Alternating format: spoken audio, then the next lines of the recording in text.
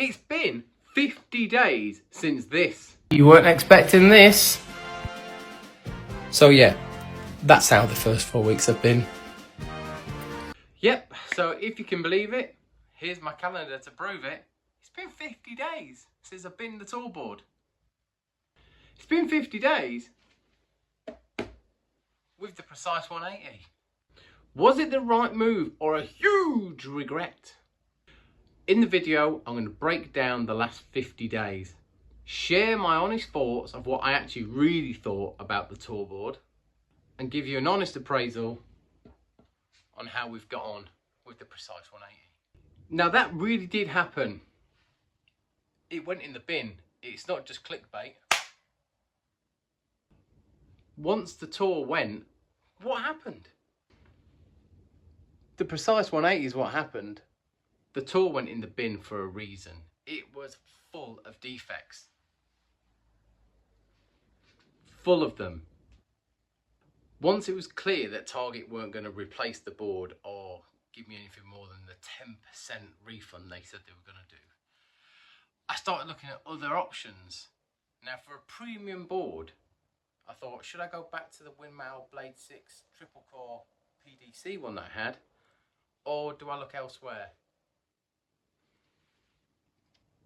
Enter the 180. I've admired this board from afar. I've seen it plenty of times on TikTok, on Twitch, on YouTube, seen some reviews, and I was like, do you know what? I'll give it a go. It sounds great too. I'd had the board for about 4 weeks when I got the Scolia, so it was a perfect opportunity to rotate the board. Now, the 10, that was the original 20, as you can see. It wasn't even that bad, to be honest with you, and considering I play for an hour to 2 hours per day, 7 days a week, it looks all right to me. Now, the 20, so that's been 2 weeks now since we rotated the board. Here is what the 20 looks like.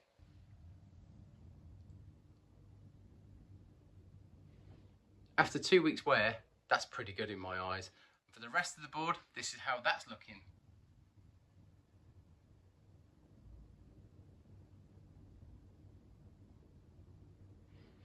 All in all, its healing powers are magic.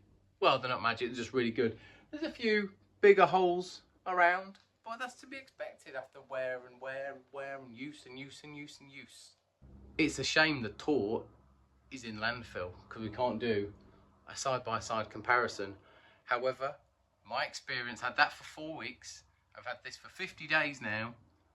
There is no comparison. The precise 180, in my opinion, looks better. There's not a single defect on it. You remember what I shown you the TOR had? I'm not saying the TOR is a bad board. The one I got was a bad board. It sounds fantastic. Mind you, the TOR sounded pretty similar too. The numbering actually is one of the key things that separates it. Got the green one, as you see. We did have the standard gunmetal one.